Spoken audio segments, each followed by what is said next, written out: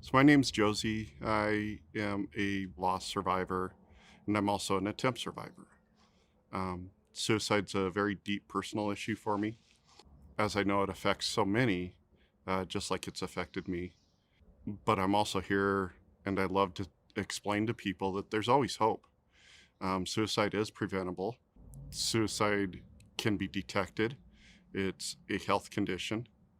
Mental health needs to be talked about. We need to end that stigma. I didn't ever find people that talked about suicide or prevention of suicide or depression or anxiety. And someone that struggled being transgender, not even knowing that term till later in life, suicide and depression played major roles throughout my entire life.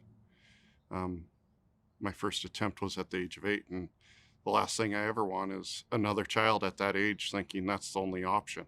I felt like I was in this deep, dark, muddy, murky, just god awful spot, and nothing I did was pulling me out of it.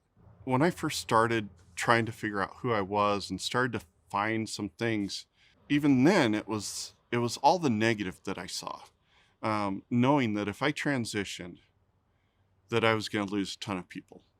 Knowing that if I transitioned, I wasn't sure how my two girls were going to react. Knowing by transitioning that the reality was I was probably giving up walking my girls down the aisle when they get married. Those were all things that almost made me stop from transitioning and finding the happiness that I found.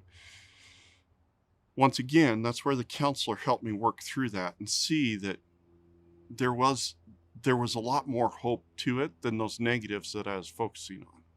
Instead of this society model that we've built that you always have to be strong, you always have to be this independent person, you don't accept help, that's a sign of weakness, and that's just not true.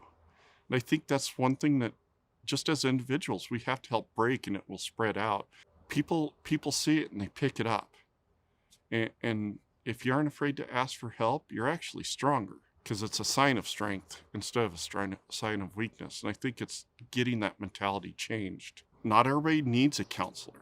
Sometimes it is that friend. Sometimes it's the family. You have to find who works for you.